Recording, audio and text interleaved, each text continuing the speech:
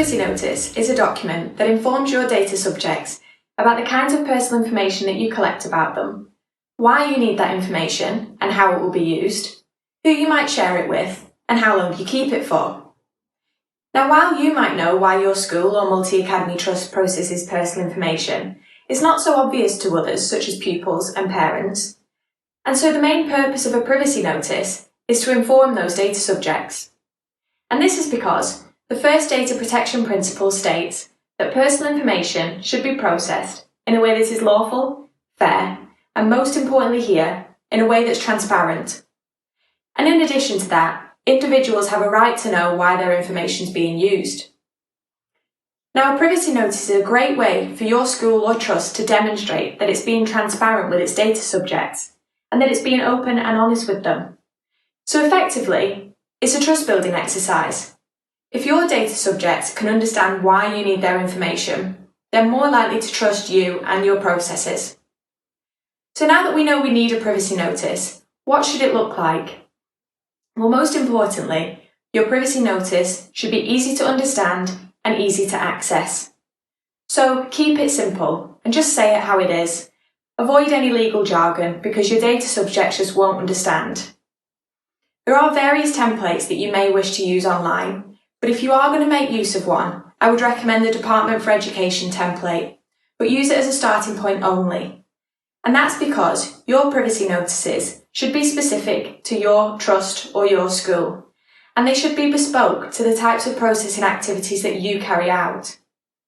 Now that said, general privacy notices should contain the following information: who you are as a school or trust, and who your data protection officer is, the type of information that you collect, for example, names, dates of birth, and addresses, why you need that information, and who you might share it with, the individual's rights in respect of their information, and by that I mean the right to request a copy of the personal information that you hold, their right to complain to the Information Commissioner's Office,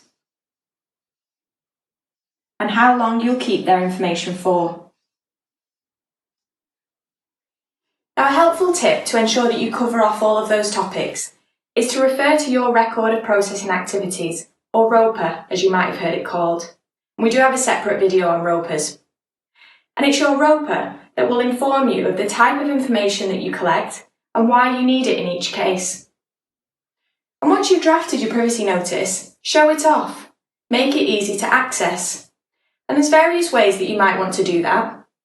So you might choose to post or email out your notices to the data subjects directly. You might choose to keep a copy at the school for inspection. Or you might publish a copy online. Or you might do all three.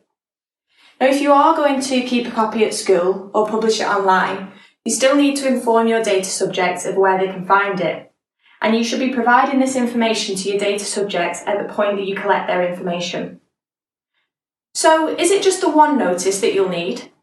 Well, no, not really. And that's because you'll collect information about a variety of data subjects. For example, your pupils, your parents, and your staff. And in each case, you'll collect different categories of information and you'll process it for different reasons. And if you were trying to combine that into one big notice, it would become quite long.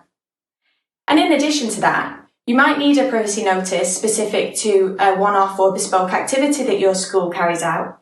For example, a school trip. And so, with that in mind, do remember that your privacy notices are live documents and they should be regularly reviewed to make sure that they fully encapsulate the processing activities that your school or your trust are carrying out at any one time.